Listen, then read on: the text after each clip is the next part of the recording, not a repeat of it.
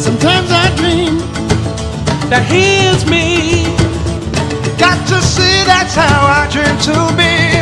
I dream I move, I dream I groove.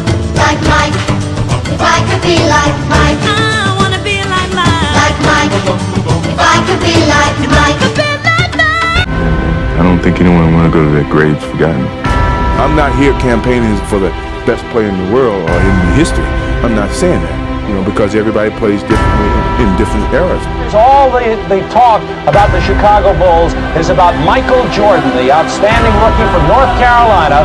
Coming on this level is a brand new start for me, and I have to start from the bottom and work my way up. So, I think the hard work is ahead of me, and I'm willing to take on that challenge and go out and play the best I can.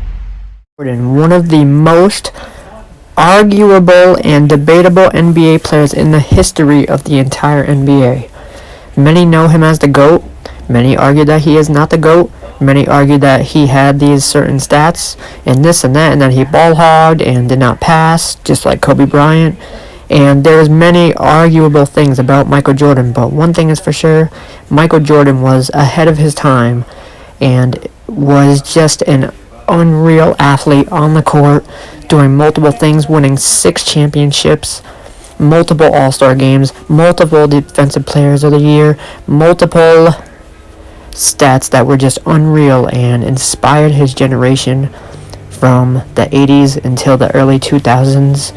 Even when he was playing on the Washington Wizards, he still inspired the NBA and did amazing things throughout his career. Today, on Icon Hoops, we are going to focus on Michael Jordan's final years. Police have refused any comment.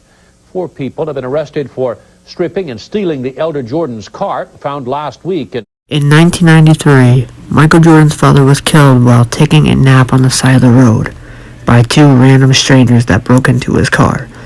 Michael Jordan, hearing this news, was completely devastated, and he decided to take a break from basketball because he had no other options at that point. He just was completely scared and was not mentally ready.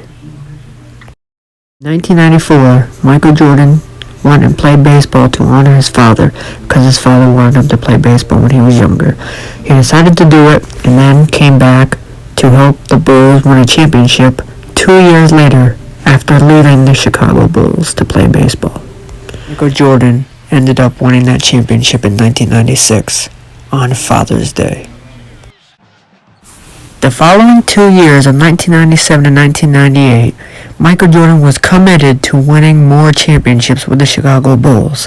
The front office was having issues with Jerry Krause, but that was not stopping Michael Jordan and his talented team to try to win more championships with the Chicago Bulls. Michael Jordan was putting up unreal numbers and was really trying to commit his entire team to winning more championships and just trying to come back from the rough start that he had in 1995 when he was beginning to come back after his baseball run, and he felt that he was becoming to relive his basketball career and be at the peak of his career all over again. Stopping that one. Now he's winging it off the official's foot. Behind the back and lays it in. MJ, Rodgers step. Oh! Down to 5 to go. The turnaround over Leonard. Jordan nearly mobbed and the shot's gonna fall. Oh my. Oh man. That was nice. Dishes to Michael. A little bit for him last year. In the first round of the 1998 playoffs, Michael Jordan and his star-studded team of Dennis Rodman and Scottie Pippen went up against the New Jersey Nets, which were very hard-headed in the East, and grinded their way into a low-seeded playoff spot and put up a huge fight against the Bulls, which a 35-year-old Michael Jordan had to grind his way through with his team to beat this New Jersey Nets team. It was a sweep, but it was a hard sweep for them. In the next round, the Bulls had to face the sharpshooter Reggie Miller and the big man Rick Smits, who was oversized compared to the entire Bulls team. Reggie Miller was the Steph Curry of the 1998 era, and the Bulls had to work hard to try and stop his sharpshooting as the game continued all the way to a Game 7 as the Bulls made it to the NBA Finals in 1998. Field goal. Jordan back the other way. It's Kerr. His three is there.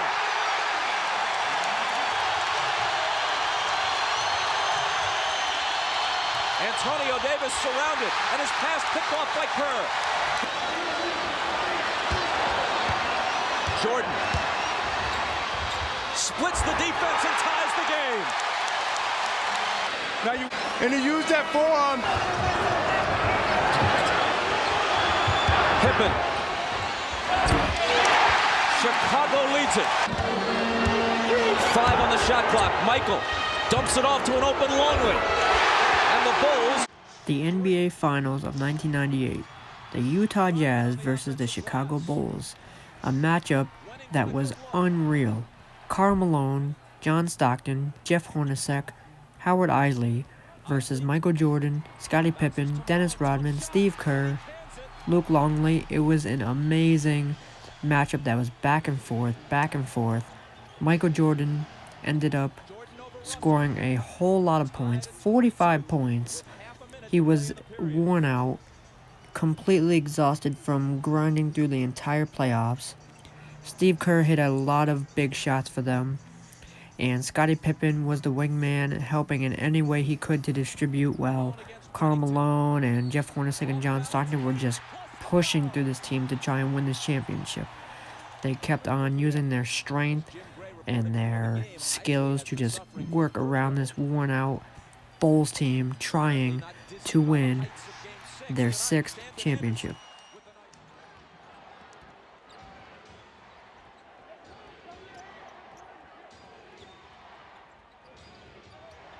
Rodman, good pass to Kukoc. Straight back. Seemed like the story was already written. Malone is doubled. They swat at it and steal it. With 17 seconds left in Game 6, a chance for the Bulls to win, this happens. Providing us with one lasting memory. 17 seconds from championship number 6. What about the last shot you ever took as a member of the Chicago Bulls? The last shot. What was that shot? Game 6. Utah.